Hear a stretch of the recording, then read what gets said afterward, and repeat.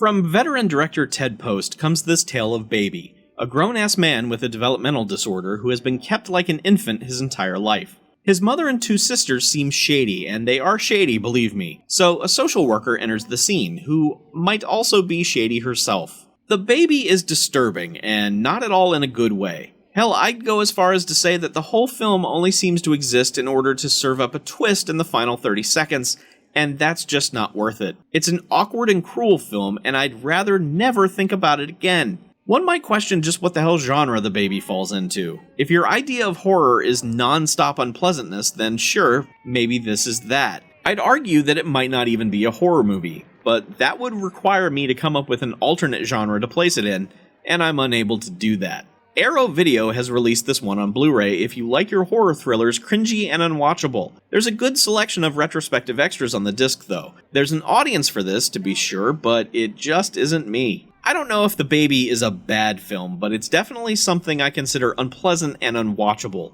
2009's The Unborn, though, is a bad film, a dreadfully bad film, and I'm amazed at just how bad considering its cast and crew. Admittedly, I started this one up without doing any research, and halfway was expecting a remake of the 1991 film. Oh boy, nope. The film starts with some weird stuff, which obviously is going to lead to a main character waking up from it. But this might be the first time I've ever experienced a character awaken from a nightmare without the movie actually showing us that it happened.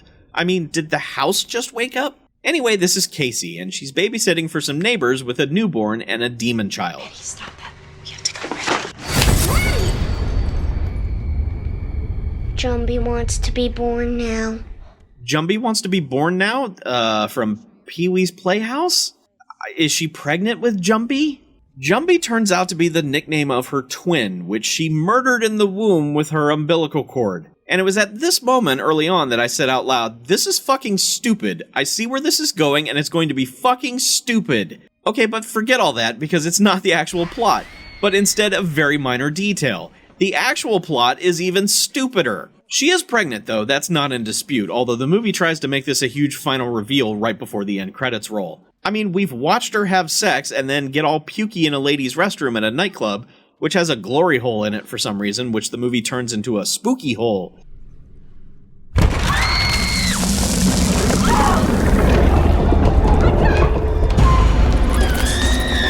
Honestly, though, why is the glory hole in the ladies' room? Somehow Nazis are involved in the backstory here, as they were experimenting on twins in World War II, and the spooky kid everyone keeps seeing was a twin who died in a concentration camp. Then a demon that specifically likes twins took over his body 2 days later. It's total nonsense.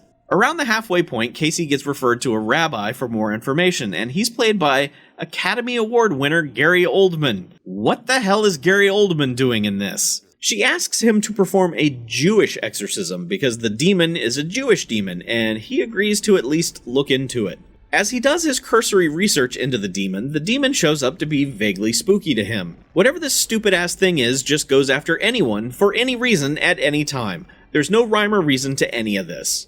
Then, 65 minutes in, Idris Elba shows up. The movie has some balls to put the cast members you want to see way past the moment where you've already turned it off. He's a priest, and they bring him in as an exorcism backup. Since just because it's a demon from Jewish mythology, it doesn't mean it only attacks Jews. That checks out.